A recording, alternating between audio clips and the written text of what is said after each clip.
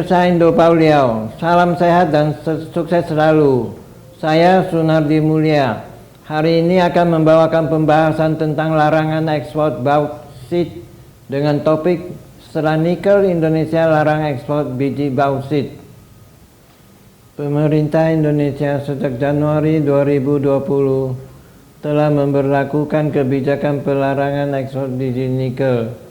Kebijakan tersebut berhasil meningkatkan nilai ekspor nikel secara signifikan dari 17 triliun rupiah di akhir tahun 2014 menjadi 326 triliun rupiah pada tahun 2021 atau meningkat 19 kali lipat.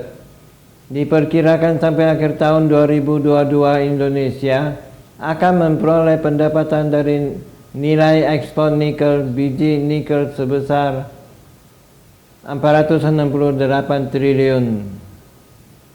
Walaupun saat ini Indonesia sedang menghadapi gugatan dari negara-negara Uni Eropa di Organisasi Perdagangan Internasional atau WTO terkait dengan pelarangan ekspor biji nikel, Indonesia kembali menunjukkan superioritasnya sebagai negara yang berdaulat penuh kepada dunia internasional dengan kembali mengeluarkan pelarangan ekspor biji bauksit terhitung mulai Juni 2023. Kebijakan pelarangan ekspor biji bauksit mulai Juni 2023 diumumkan oleh Presiden Jokowi dalam pernyataan persnya di Istana Merdeka Jakarta pada Rabu tanggal 21 bulan 12 2022. Presiden Jokowi mengatakan larangan ekspor bauksit untuk mendorong pengelolaan bahan yang digunakan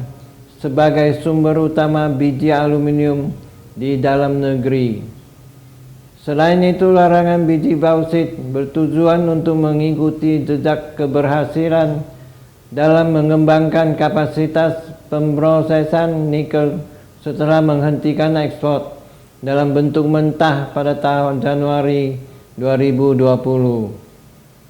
Sebagai informasi, pemerintah Indonesia menargetkan akan ada sekitar 12 smelter bauksit yang beroperasi hingga 2024. Tapi saat ini Indonesia memiliki 4 buah fasilitas pengolahan dan pemurnian atau smelter bauksit menjadi alumina yang sudah beroperasi dengan kapasitas produksi aluminium 4,3 juta ton, antara lain ke-1 PT Indonesia Chemical Alumina yang berlokasi di Kabupaten Sanggau, Kalimantan Barat. Kedua, PT Well Harvest Wining Alumina Refinery yang berlokasi di Ketapang, Kalimantan Barat.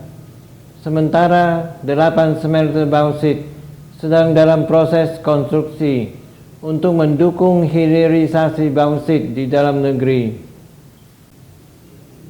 Selain itu, fasilitas pemurnian bauksit yang dalam tahap pembangunan memiliki kapasitas input sebesar 27,41 juta ton dengan kapasitas produksi 4,98 juta ton atau mendekati 5 juta ton.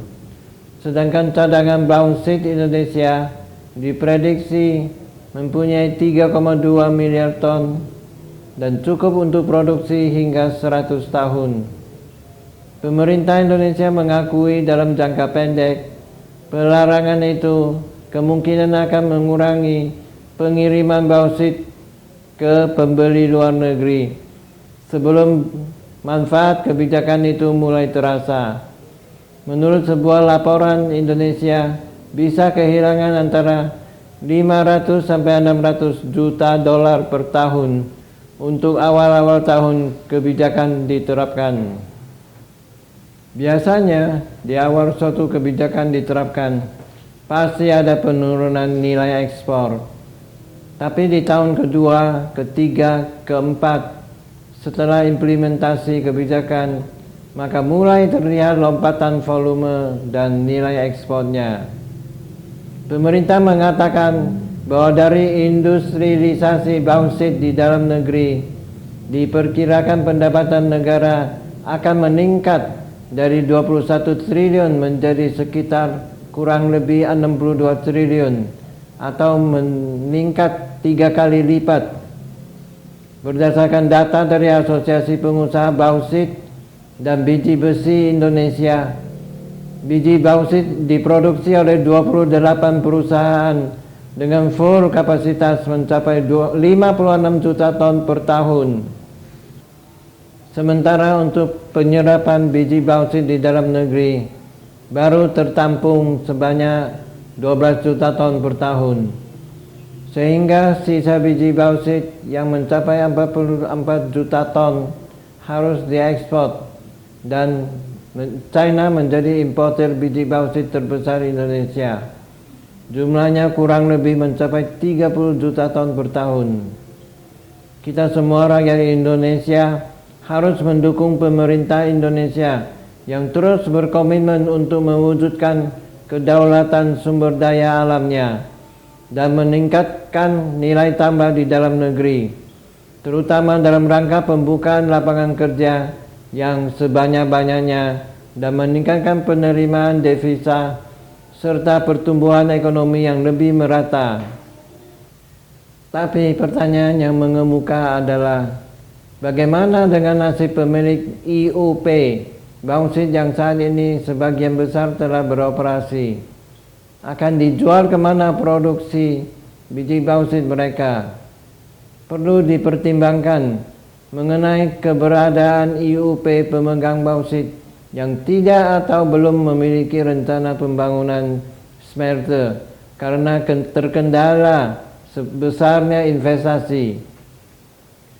Sampai di sini pembahasan untuk hari ini.